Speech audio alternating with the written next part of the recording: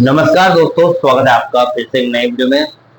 दोस्तों, ये जरूरी नहीं कि थर्ड पीआरसी लागू हो तो कर्मचारी या फिर पेंशनर्स भाइयों को एरियर भी मिले, क्योंकि कंपनी अभी लॉस से धीरे धीरे उभर रही है। हालांकि हम मान सकते हैं कि कंपनी प्रॉफिट में आ गई।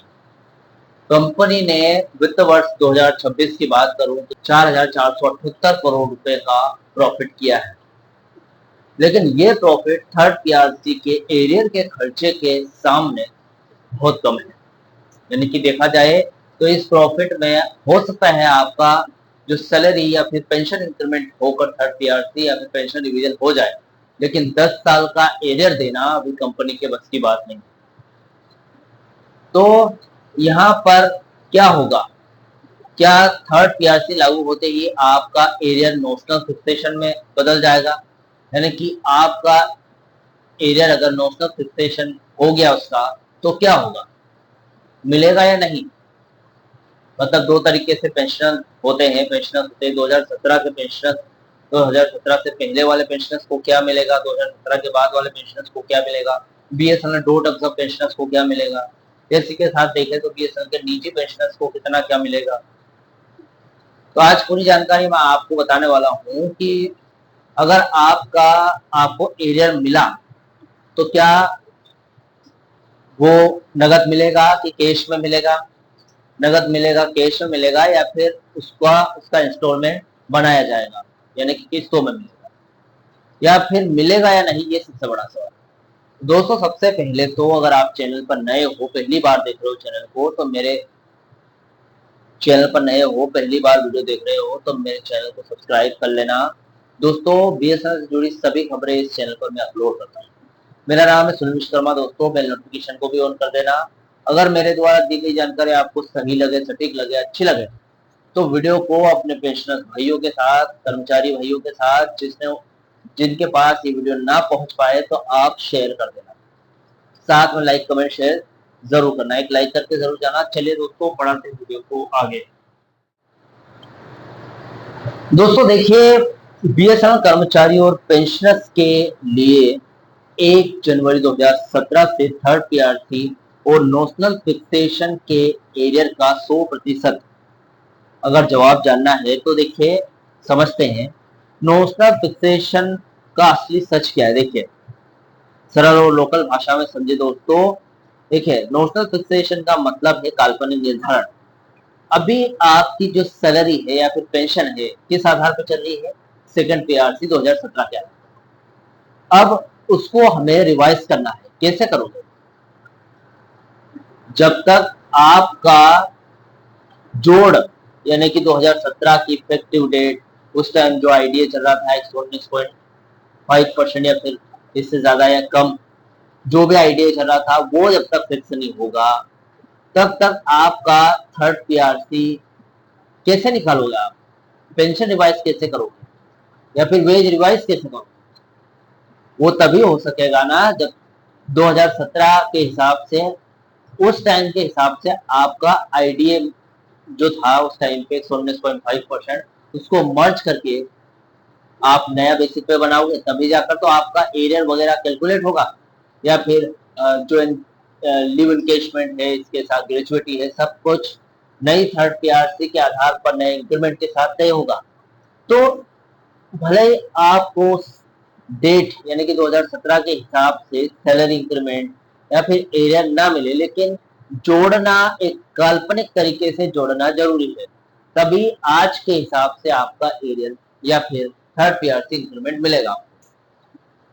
जब सरकार किसी वेतनमान को पिछली तारीख जैसे कि 1/1/2017 से लागू करती है, लेकिन कहती है कि नोशनल फिक्सेशन होगा, तो इसका मतलब ये है कि 1/1/2017 से लेकर आज तक आपका वेतन, पेंशन सिर्फ कागजों और कैलकुलेटर पर सुधारी जाएगी।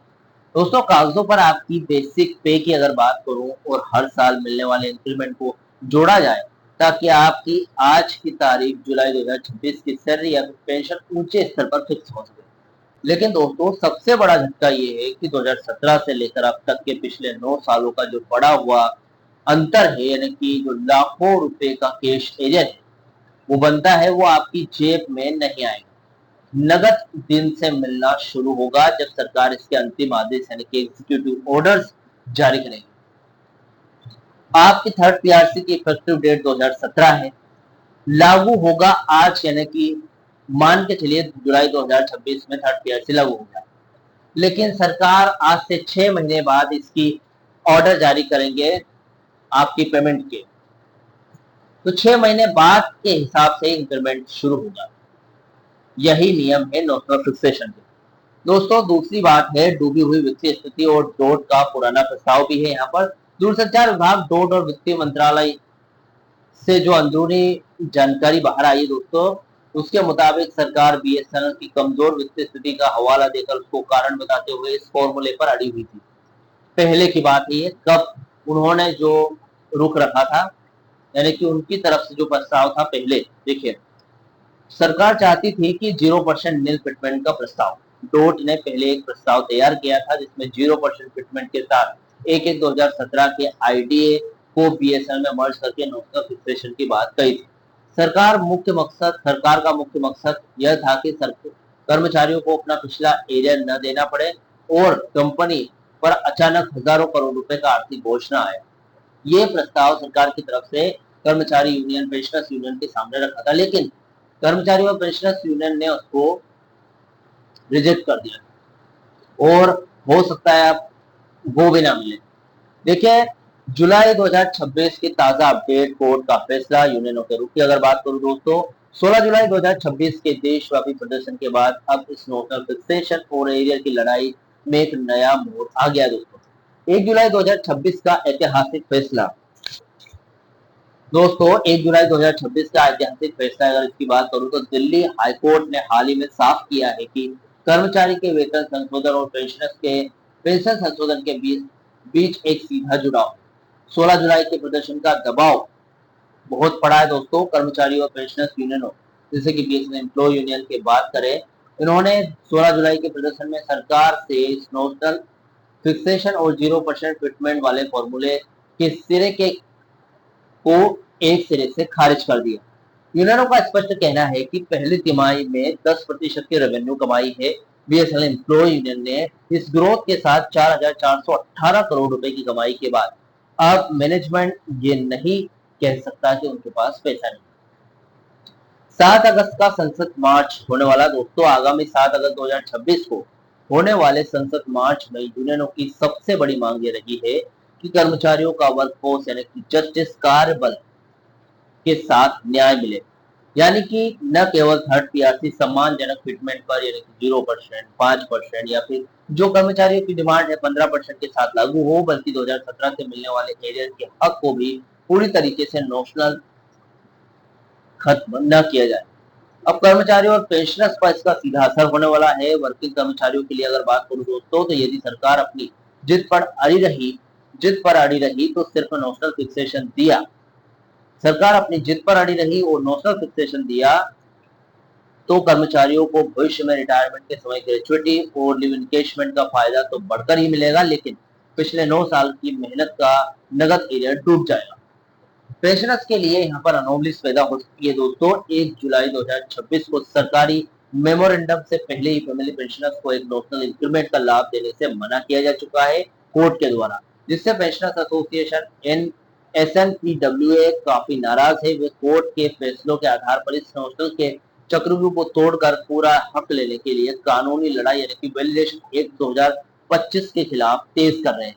कुल मिलाकर दोस्तों 2027 से पे फिक्सेशन कागजी तौर पर होना 100% तय है, लेकिन पूरा नगद एरियर मिलना बहुत कठिन है, यानी कि ना के बराबर है। ये पूरी तरीके इस बात पर डिपेंड करेगा दोस्तों, ये पूरी तरीके से इस बात पर डिपेंड करेगा कि 7 अगस्त 2026 की संसद मार्च टू पार्लियामेंट की अगर बात करूं, ये पूरी तरीके से मार्च से सरकार पर कितना भारी दबाव बनता है।